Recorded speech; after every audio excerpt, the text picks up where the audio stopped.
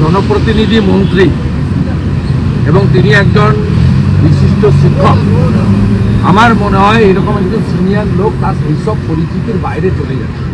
তিনি এই যদি কথাটা বলে থাকেন, এটা ওই যে আপনার যে বক্তব্য রাখেন না ওনাদের, সেই কি বলে সেই বক্তব্য উনি মানে ওই যে হুজুর বলে বক্তব্য সব হয় বিভিন্ন ধর্মীয় আলোচনায়, সেই সভাতে এরা বাংলাদেশের লোকরাও এরকম বলে।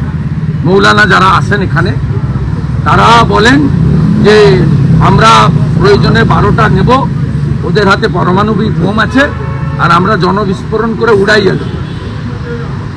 আমি খুব অবাক হয়ে যাচ্ছি, এইরকম একজন শিক্ষক পেশায় এবং জনপ্রতিনিধি মন্ত্রী দুটো টার্মে তিনি এই ধরনের কথাবার্তা বলছেন। কি শেখাচ্ছেন আপনি? কথাবার্তা বলছেন কি শেখাচ্ছেন আপনি? এই কারণে দেখুন, এটা আমার বিজেপি হিসেবে বা এমএলএ বা বিরোধী দলনেতা হিসেবে নয়, ভারতবর্ষের একজন সচেতন নাগরিক হিসেবে আমার দাবি কেন্দ্রীয় সরকারের অবিলম্বে আমাদের দেশে জনসংখ্যা তাকে নিয়ন্ত্রিত করে দেশের প্রগতিকে এগিয়ে নিয়ে যাওয়ার ক্ষেত্রে উদ্যোগ গ্রহণ করা উচিত। না আমার ব্যক্তিগত। আপনি যখন আজকে বলছিলেন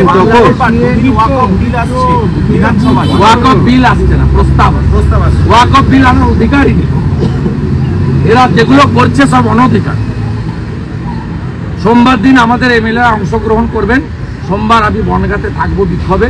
আমি মঙ্গলবার ওনারা যে ভোট ব্যাংকের উদ্দেশ্য নিয়ে রাজনীতি করতে চাইছেন তার উত্তর দেব। গতকাল সিদ্দিকুল্লাহ চৌধুরীরা কিছু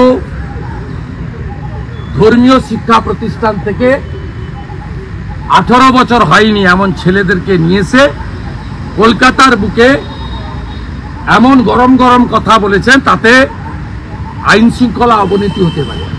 একই কায়দায় আগামীকাল তৃণমূল রানী রাসমণি রোডে তারাও সম্পূর্ণ পশ্চিমবঙ্গের এবং কলকাতার আইন শৃঙ্খলা অবনতি করার জন্য তুষ্টিকরণ পোষণের রাজনীতি এবং ধর্মীয় কার্ড খেলতে সমাবেশ ডেকেছে।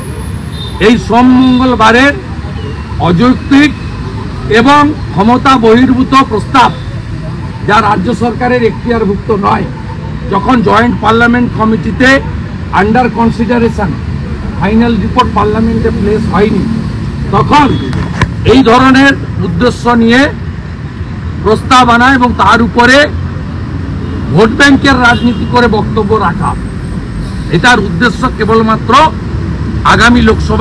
আগামী বিধানসভা নির্বাচনে 100% মুসলিম ভোটকে সুনিশ্চিত করা।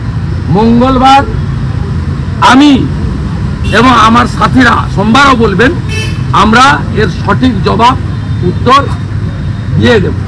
আমাদের পক্ষে বিশ্বনাথ কারক থেকে, শঙ্কর ঘোষ থেকে, অগ্নিমিত্রা পাল থেকে, শিখা চ্যাটার্জি থেকে, মনোজ ওরাও থেকে, উদরাই টুডু থেকে, এরাও পশ্চিমবঙ্গে ওয়াকফের সম্পত্তি নিয়ে তৃণমূল কিভাবে ব্যবসা করছে, জাভেদ খানরা কিভাবে বাইপাসের পাশে প্রমোটারদেরকে বিক্রি করছে এবং কিভাবে পশ্চিমবাংলায় জনজাতি আদিবাসীদের জমি কেড়ে নেওয়া হচ্ছে, তার তথ্য সহ বক্তব্য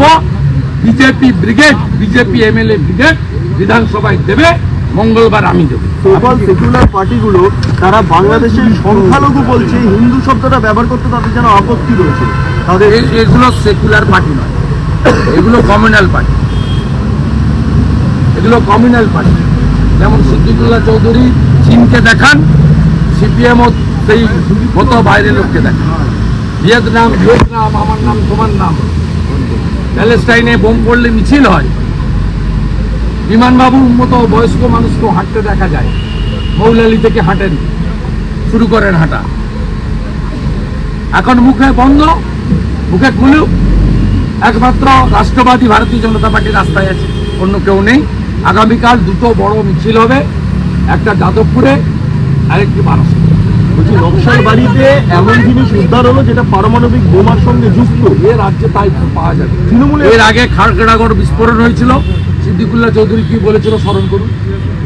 হুমায়ুন কবির তিনি একটি শোকজনক বিবৃতি দিয়ে বলছেন যে আমার কথা বাস্তবে শোনা হয়নি, তাই জন্য হাতাশা। আপনি যেটা কল্যাণ বললেন ব্যানার্জির কথা বলছেন, কলকাতার নেতারা বেশি প্রাধান্য পায়, কলকাতার নেতারা আপনি প্রাধান্য হুমায়ুন কবির একই কথা বলছেন। আমি উত্তর দেব না। আমি হুমায়ুন কবির শেষ পর্যন্ত কি করেন তার অপেক্ষায় আছি। আপনার মিডিয়া ও তাড়াহুড়ো হুমায়ুন কবির শেষ পর্যন্ত কি করেন, কারণ তিনি 24-এর লোকসভা ভোটের আগে ইউসুফ পাঠানকে গুজরাটি বলেছিলেন।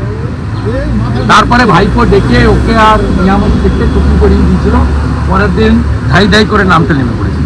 আলটিমেটলি কি করেন দেখি, তারপরে উত্তর দেব। বলছি Bangladesh it is too early to say anything. দাদা একটা শেষ প্রশ্ন, বাংলাদেশের ইউনিভার্সিটিগুলোর বাইরে ভারতের পতাকা আলপনা করা হচ্ছে যাতে তার উপর পা রেখে হেঁটে চলে যাওয়া যায়।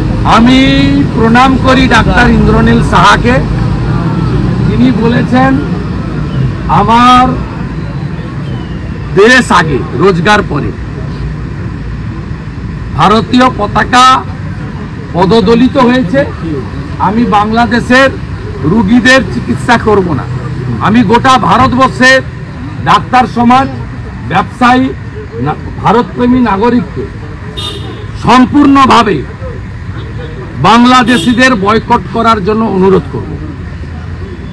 বাংলাদেশের মৌলানা যদি বলতে পারেন যে প্রামাণিক সিল হিন্দু সম্প্রদায়ের নাপিতদের কাছে চুল দাড়ি কাটবেন না, মোদকদের কাছ থেকে মিষ্টি নেবেন না, ময়রা হিন্দু বাড়িতে মিষ্টি বানিয়ে খান।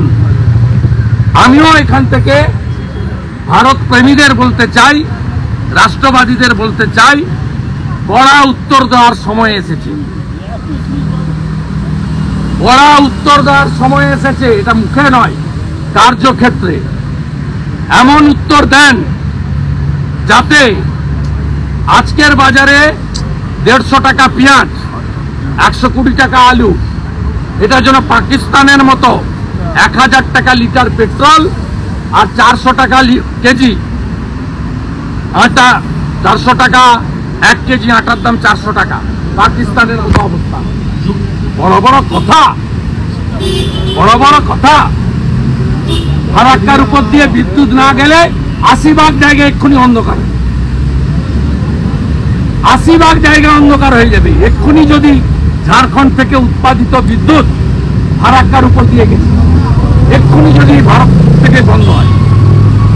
এটা কোনো সেক্টেরিয়ান কথা নয়। আমরা ইউএনএকে সম্মান করি, আমার জাতীয় পতাকা আগে। এই জাতীয় পতাকার জন্য